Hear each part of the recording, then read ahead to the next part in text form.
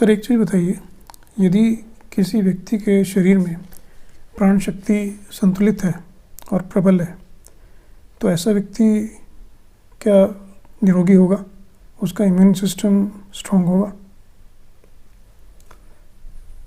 निश्चित रूप से। जैसा कि पहले भी प्राण के बारे में, प्राण शक्ति के बारे में बात हुई कि चाहे हम उसे वैश्य ऊर्जा के रूप में लें या शरीर की ऊर्जा के रूप में लें, हमारे शरीर की जितनी भी क्रियाएं, चाहे वो पाचन शक्ति है, चाहे वो हमारा स्नायु मंडल, नर्वस सिस्टम है,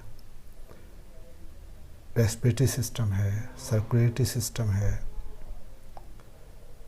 ये जितने भी शरीर के हमारे सारे क्रियाएं हैं, उन सबको नियंत्रित करने वाली शक्ति प्राण शक्ति है।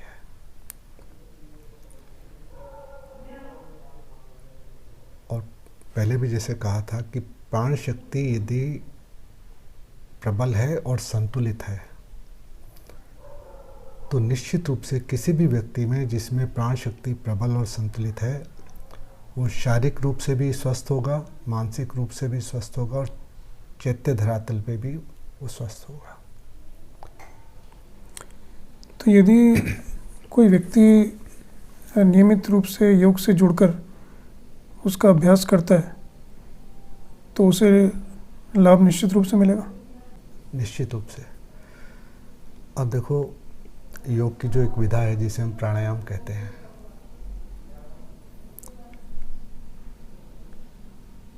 अब प्राणायाम शब्द को तुम देखो, प्राण जमा आयाम, दो शब्द हैं वहाँ, प्राण और आयाम मिलके प्राणायाम बना है।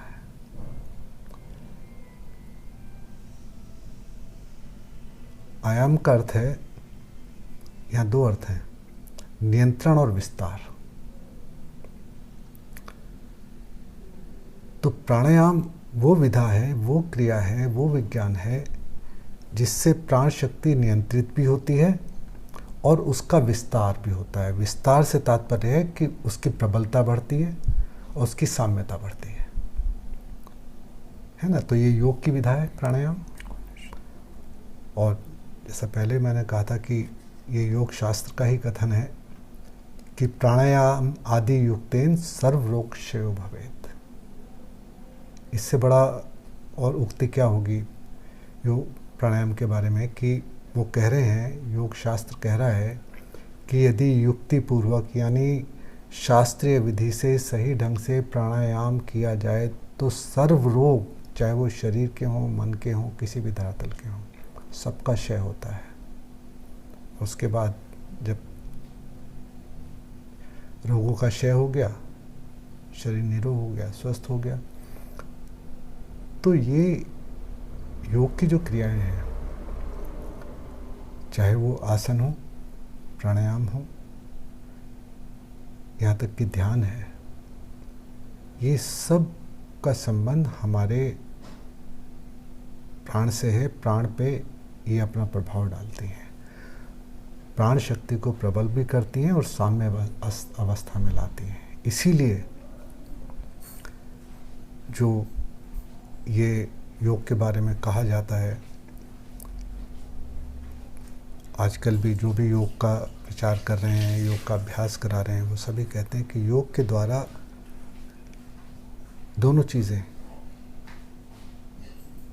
रोग दूर भी होते हैं इनके अभ्यास से, और यदि कोई ऐसा व्यक्ति है अगर उसमें कोई रोग भी नहीं है और वो इसका नियमित अभ्यास कर रहा है, तो आगे होने वाले जो आज के समय में सामान्य हो गए हैं, उच्च रक्तचाप, ब्लड प्रेशर है, शुगर, डायबिटीज़ जिसको बोलते हैं, तो या जैसे पहले बात हुई थी, स्ट्रेस है, मानसिक रोग हैं, मानसिक विकार हैं, इन सबसे वो बचा रहेगा यदि नियमित रूप से कोई इसका अभ्यास कर रहा है तो। सर आज के संदर्भ में ये थोड़ा अजीब सा ज़रूर लगेगा, लेकिन प्रश्न ये है कि कोई व्यक्ति यदि योग का अभ्यास करे तो क्या वो यह कल्पना कर सकता है कि 40, 50 या 60 साल की उम्र में भी उसको किसी भी प्रकार की औषधि लेने की ज़रूरत ना पड़े बीमारी से संबंधित? और विटामिन सप्लीमेंट्स इसमें एक अपवाद हो सकते हैं, बट वो निरोगी बना रह सकता है इस उम्र में भी, 40, 50, 60 साल की उम्र में भी, क्योंकि आजकल ये देखने में नहीं आता। देखो, ऐसे उदाहरण मौजूद हैं, लेकिन चीज़ यही है कि दो चीज़ें, एक तो योग का अभ्यास वो शास्त्रीय विधि से और नियमित कर रहा हो, पहली चीज़। ऐसा नहीं कि अपने मन माने ढंग से कोई कर रहा है और वो कहे कि मैं योग कर रहा हूँ। शास्त्रीय विधि से हो, नियमित रूप से हो, और इसके साथ साथ उसका आहार भी सात्विक होना, और आहार के जो नियम हैं समय से लेना, और उसकी दिनचर्या, अगर उसकी दिनचर्या नियमित है, आहार नियमित है, योग अभ्यास नियमित है, तो निश्चित रूप से ये संभव है, ऐसा संभव है, ऐसे लोग हैं, उदाहरण हैं। तो जो लाभ हमें योग अभ्यास से मिलता है, वही लाभ क्या हमें किसी दूसरी शारीरिक क्रियाओं से नहीं मिल सकता? जैसे कि जिम जाना, जैसे कि स्विमिंग करना, या कुछ दंड बैठक लगाना, या और भी बहुत तरह की चीज़ें, एरोबिक्स। ये बहुत अच्छा प्रश्न है। अब जैसा कि अभी तुमने कहा कि वो सब शारीरिक व्यायाम कहे जाते हैं, फिजिकल एक्सरसाइज, चाहे वो स्विमिंग ले लो, जिम जाना ले लो, दंड बैठक ले लो, फिजिकल एक्सरसाइज तो कहते हैं ना, वो शारीरिक व्यायाम है। लेकिन योग मात्र शारीरिक व्यायाम नहीं है, ये फर्क हमें समझ लेना चाहिए। योग को हम सिर्फ शारीरिक व्यायाम ना समझें।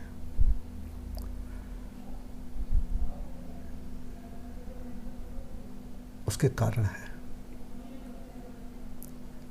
अब शारीरिक व्यायाम जिन्हें हम कहते हैं, जिम जा रहे हैं हम, तो वहाँ क्या हो रहा है, अब जिस एक हर विशेष अंग के लिए अलग वहाँ एक्सरसाइज है, तो या जैसे हम दंड बैठक लगा रहे हैं, तो वो भी हमारे जो मसल्स हैं उस पर प्रभाव डालते हैं, मसल्स को पुष्ट करते हैं। तो ये बाहरी रूप से, बाहरी जो स्थूल शरीर है, मसल्स जिसमें आते हैं हमारे, उस पर प्रभाव पड़ रहा है, निश्चित रूप से उतना पड़ेगा, वो मजबूत हो जाएंगे। लेकिन अब योग का सिद्धांत, अब जैसे जिम में जा रहे हैं तो कुछ कहते हैं ना कि हमारी बॉडी बन गई, उनके स्टिफनेस दिखाई देती है, मसल्स बने हुए दिखाई देते हैं, कोई ट्राइसेप्स और ये सारी चीज़ें, सिक्स पैक। लेकिन योग का सिद्धांत बिल्कुल इसके विपरीत है।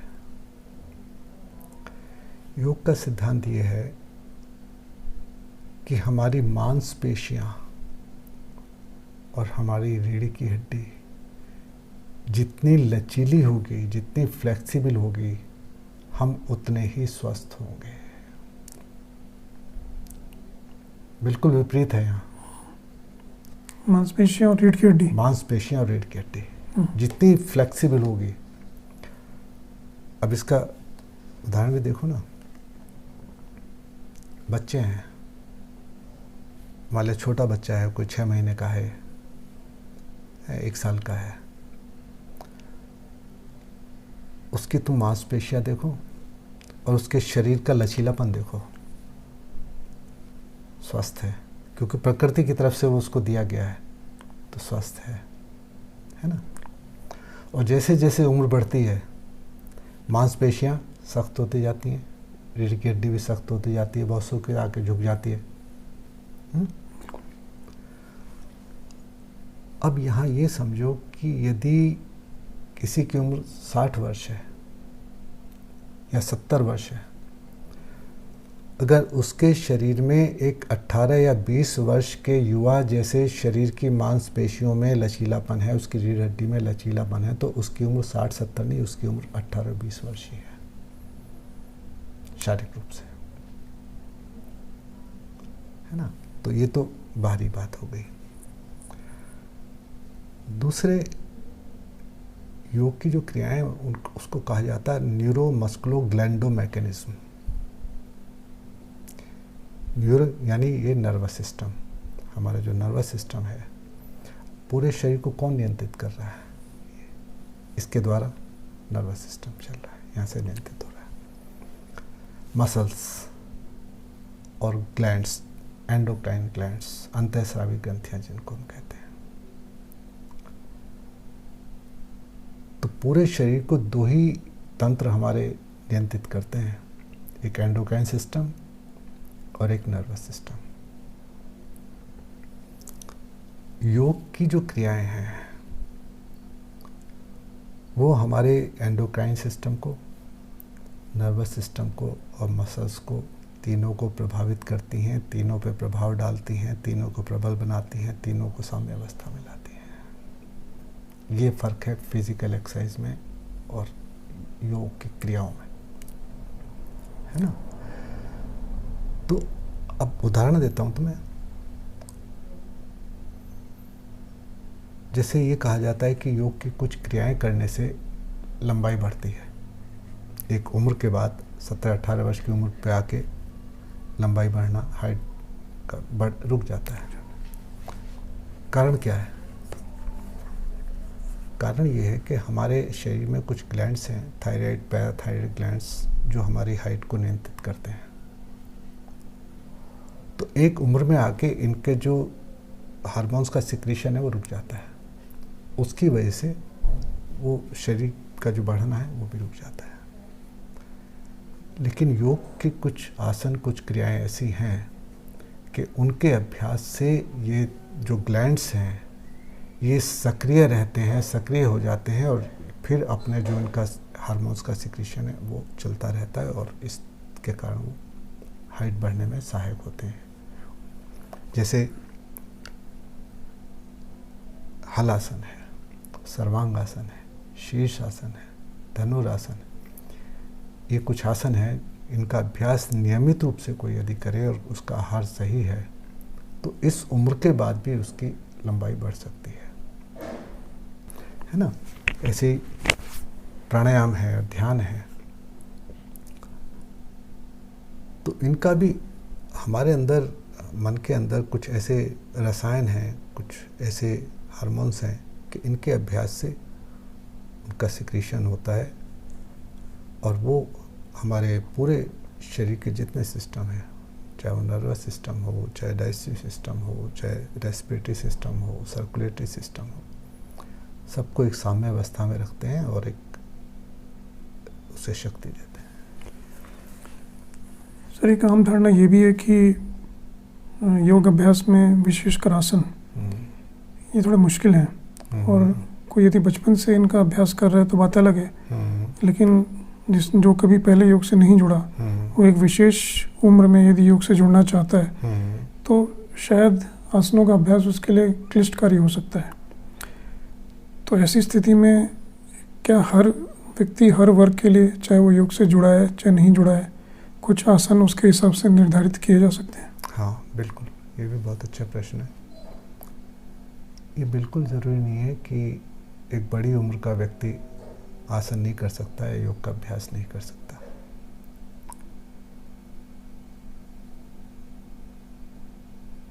कोई बिल्कुल योग का अभ्यास नहीं कर रहा है, नहीं जुड़ा हुआ है, किसी भी उम्र का हो, तो उसको शुरू में कुछ ऐसे आसन बताए जाते हैं कि जिन्हें वो आसानी से कर सकता है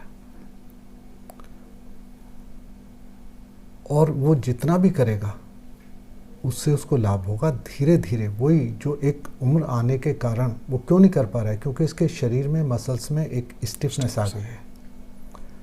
तो जब उनका अभ्यास करेगा, सरल आसन जो उसे बताए जाएंगे, उसके मसल्स में, उसकी रीढ़ की हड्डी में धीरे धीरे धीरे धीरे उसकी फ्लेक्सिबिलिटी बढ़ेगी, लचीलापन बढ़ेगा और फिर धीरे धीरे उससे आगे की आसन क्रियाएं उसको अभ्यास कराई जाएंगी और वो कर सकता है।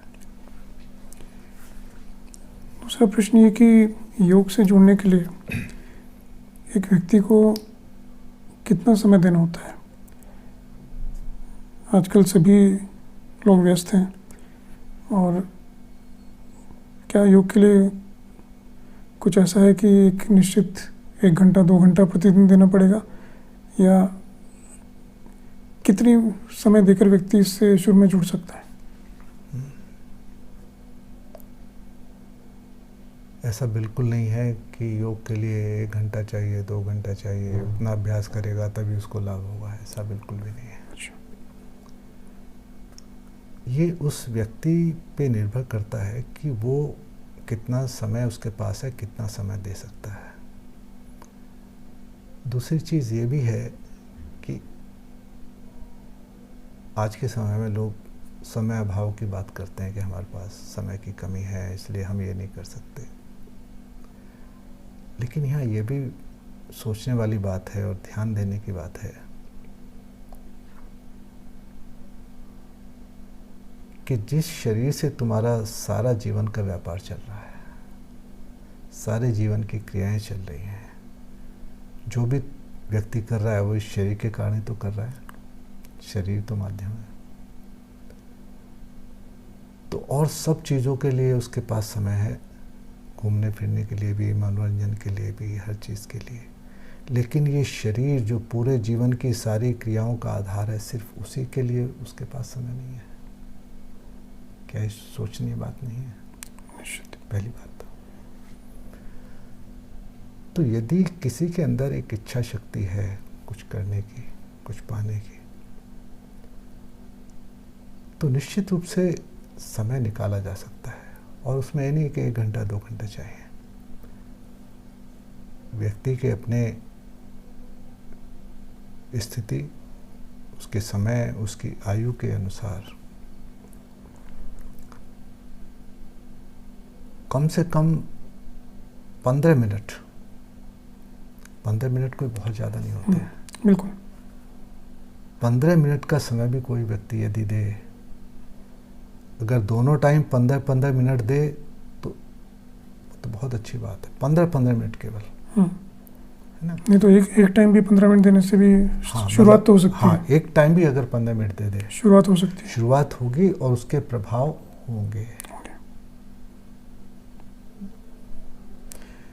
तो सर, कितने समय में योग का प्रभाव व्यक्ति को महसूस होगा? क्योंकि एक थोड़ा सा उतावलापन ये भी होता है कि मैं 15 दिन से योग कर रहा हूँ लेकिन मुझे कुछ विशेष परिवर्तन नहीं लगा। तो ये जो धैर्य है, ये कितने समय तक व्यक्ति को रखना होगा लाभ को अनुभव करने के लिए?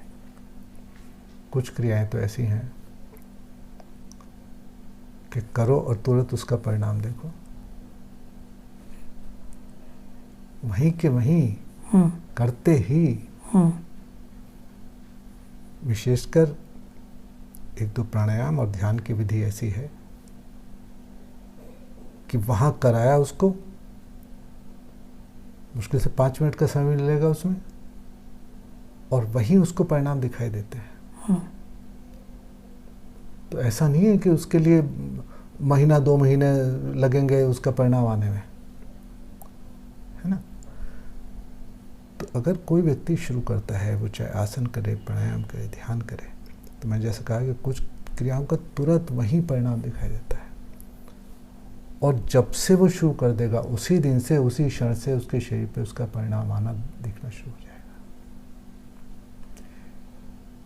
तो अगर हम दोबारा इसको समराइज करें तो योगाभ्यास से योग की जो क्रियाएं हैं, आसन प्राणायाम, वो शरीर के कुछ विशेष सेंटर्स पे अपना प्रभाव डालती हैं, शारीरिक के अलावा आंतरिक रूप से, और हार्मोन सिक्रीशन में या ग्लैंड्स के बैलेंसिंग में ये निश्चित रूप से सहायक होता है, जो कि हमें किसी और शारीरिक क्रिया से वो लाभ नहीं मिल सकता।